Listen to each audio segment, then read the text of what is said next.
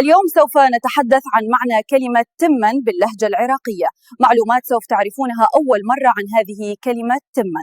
كلمة تماً في اللهجة العراقية تعني الأرز، وتستخدم يومياً في الطعام والحديث الشعبي العراقي بين الناس كافة دائماً. تعد كلمة تماً من أكثر الكلمات تداولاً في الحياة العراقية، وترتبط بالمطبخ والهوية الاجتماعية اليومية، خلافاً للشائع والمعرف عند البعض عن أصل الكلمة تماً ليس إنجليزياً ولا علاقة لها بعبارة 10 رجال إطلاقاً.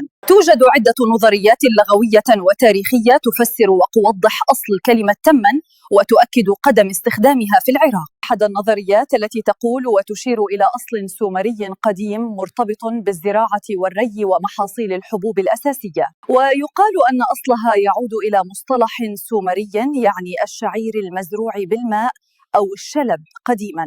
ونظرية أخرى تربط كلمة تماً باللغة الصينية القديمة، وتحديدا كلمة تامي بمعنى حبة الشلب الكبيرة. وهذه النظرية تفسر انتقال الكلمة عبر طرق التجارة القديمة بين الشرق والعراق عبر القرون.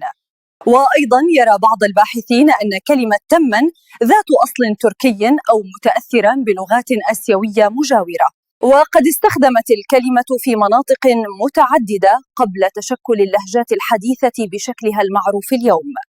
وأيضا ورد ذكر كلمة مشابهة في كتاب أحسن التقاسيم للمقدسي في القرن الرابع الهجري، حيث أنه استخدمت كلمة تمون بمعنى أرزة، مما يدل على قدم المصطلح قبل الاستعمار. هذا بدوره يؤكد أن كلمة تماً كانت معروفة ومتداولة قبل دخول البريطانيين إلى العراق.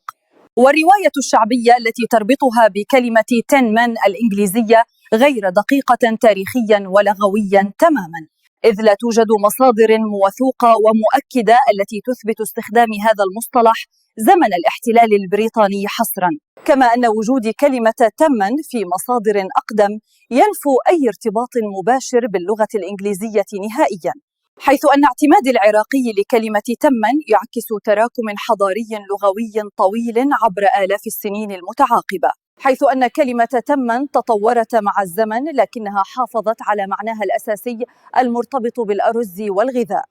كلمة تماً تستخدم في كل البيوت والمنازل العراقية دون استبدالها بكلمة أرز الفصحى، وهذا الاستخدام اليومي يعكس قوة اللهجة العراقية واستقلالها اللغوي الواضح من بين اللهجات العربية الأخرى.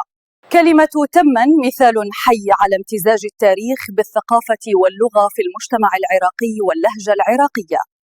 كلمة تماً مثال حي على امتزاج التاريخ بالثقافة واللغة في المجتمع العراقي واللهجة العراقية.